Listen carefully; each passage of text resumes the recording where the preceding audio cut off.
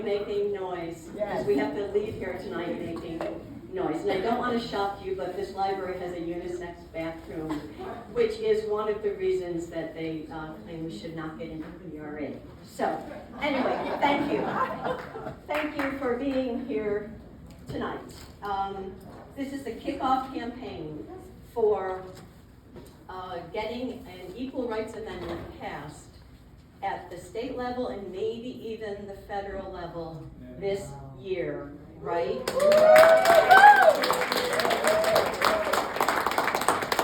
We are very gratified by the number of people who showed up on this cold January evening. You know, we were so confident that this was important, we didn't even have a slip date, because this was just going to work.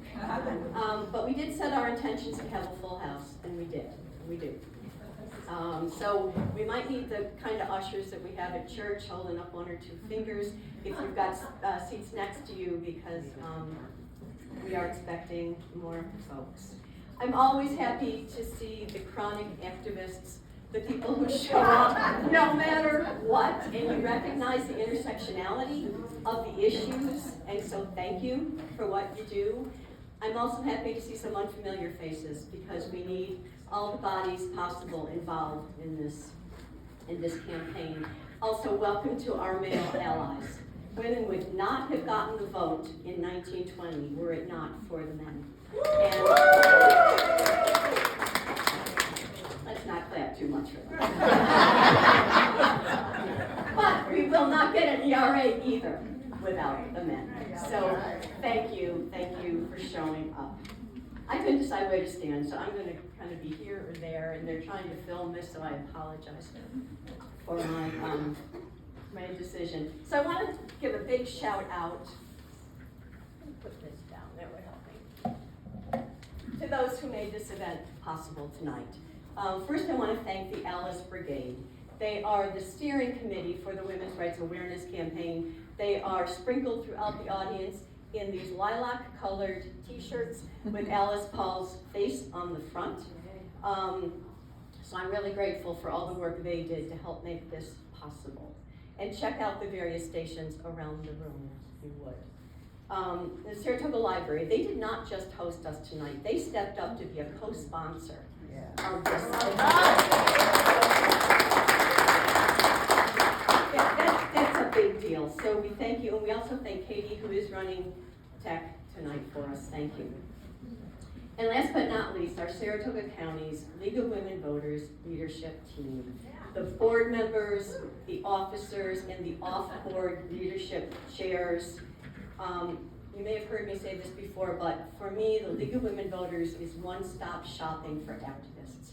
If you care about climate change, they're on it.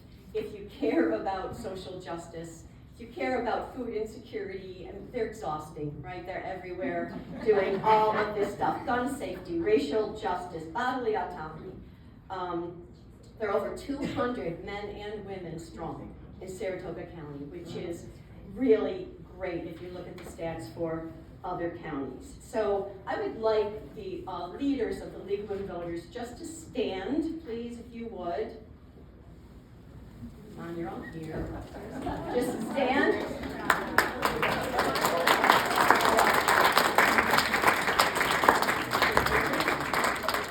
They defend and protect democracy every day in your backyard, at the state level, and at the national level. So there's a League of Women Voters table back there that tells you more about them. I'm really honored to be affiliated with them.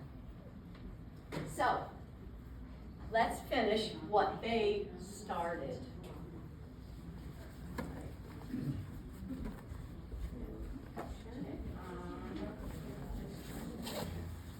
Okay, so I consider the ERA the suffrage movement of our time. Here's a picture of Alice Paul gazing upon the bust of Susan B. Anthony. She took over for Susan B. Anthony. Neither woman was able to accomplish what they had set out to do during the course of their lifetime.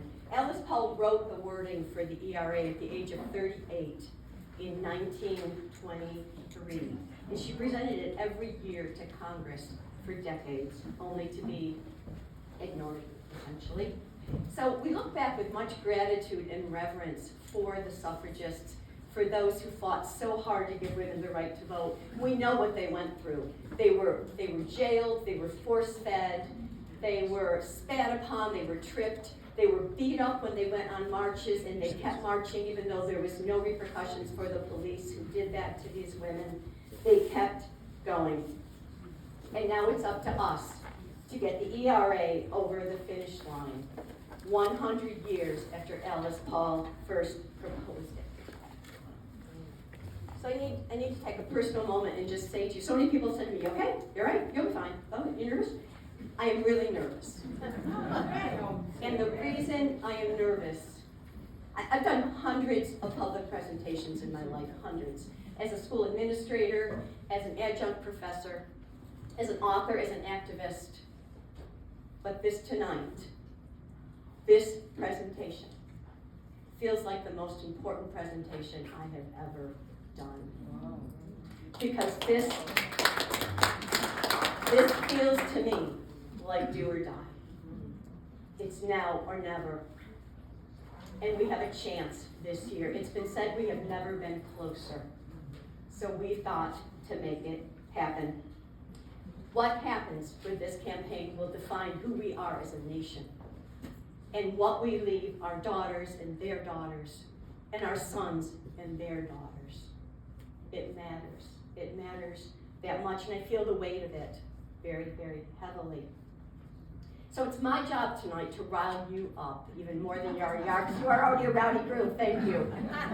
I want to increase your awareness. I don't want to bum you out, but I want you to really appreciate the injustice that women have been dealing with in this nation, being treated as second-class citizens over and over again. And I want to turn you loose to demand change. Yes?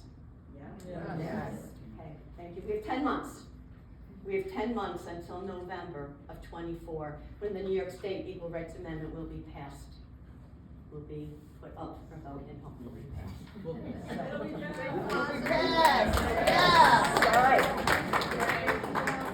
All right. Manifest it. Manifest it. We manifested all of you tonight, so we can do this. Okay. So we are still asking this question, right? How long must women wait for liberty? This was a sign 1913 in front of the White House when we were fighting World War I to make the world safe for democracy, but it wasn't safe for women for democracy at home. So the women stood in front of the White House with banners. How long must women wait for liberty? We're still asking that question. Here's the first march. 1913 was the first Women's March on Washington. There's the last year's, and there's one this January 20th. Why do women have to keep marching to be recognized as equal citizens in this country? This is a picture of Alice Paul in 1920 celebrating the passage of the 19th Amendment, giving women the right to vote. It didn't take her more than 3 years to realize that's not enough. That is, we are not where we need to be, and there were many reasons for that. So, as much as I love the suffragists, and I do, most of you know that, I want to take this way back, because this isn't just a 100-year struggle. This is a struggle since this country was formed.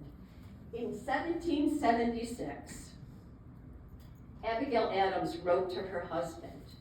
John Adams was in Europe writing or orchestrating really the covenants that would govern this new nation. And she wrote him and said, remember the ladies. Be more generous and favorable to them than your ancestors. She wrote pages and pages. Remember the ladies is really the only thing that leaks out to us. But she also said, you know men can be tyrants. Do not make the same mistake as made in our mother country. What did he do? He called her a silly goose, and he went on to write the, not just himself to write, but to orchestrate the writing of documents that ended up, I believe, intentionally leaving women, and of course people of color, don't forget that, leaving people out. It was for white privileged males, this new country. So, put myself down there, we were never part of their plan. We never were. This isn't just something that we came up with in the 1800s, hey, let's get involved. We were never part of their plan. That's part of a talk that I do where I trace the history of how things have gone since the inception of this nation. And I gotta say, the more I read about these revered founding fathers who are quoted all the time, the more I get disturbed by the blatant hypocrisy that they were living. And perhaps it's only rivaled by some of the current hypocrisy that we're seeing in Congress today. All right. So,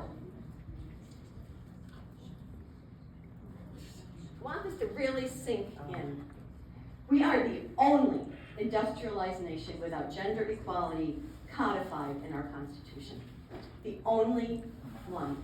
And I'll tell you, it's hard for me not to swear when I do a presentation like this, but it wouldn't be ladylike, so I'm not going to do that. But we are the only one. Not only that, another way of looking at it is we are the only country in the Western Hemisphere without gender equality codified into our Constitution. The only country, Canada, Mexico, Cuba, they all have it built in. We stand alone. Pretty big, over 50 countries in the Western Hemisphere. But nope, not for us. So because of this is really important, and it's something that younger women especially don't understand because they haven't lived it long enough. But women are not protected under our nation's Constitution. It is technically legal to discriminate against women in this country. And the Supreme Court agrees with that. We're going to watch a video in a little while where you see Anton Scalia, may he rest in peace, say the Constitution doesn't say that we have to discriminate against women, but it doesn't say we can't. That's where we stand. That's why individual states are passing equal rights amendments, but it's also why individual states are able to roll back women's rights the way they have been able to do that. So here's the radical notion that Alice Paul came up with in 1923. Equality of rights under the law shall not be denied or abridged by the United States or by any state on account of sex. Let's parse that out. Equality of rights under the law shall not be denied on account of sex. Say it out loud. I want you all to read that. Equality of rights under the law shall not be denied or abridged by the United States or by any state on account of sex. What's radical about that? Hello? Susan B. Anthony has shown up. Thank you. Susan could tell us what's radical about that. Susan B. Anthony is the one who wrote the wording of the 19th Amendment. Congress adopted it exactly as Susan B. Anthony had written it, although it was about 40 years later after she was dead. So we are very grateful to have you here. I think if I go away with this, you'll be okay.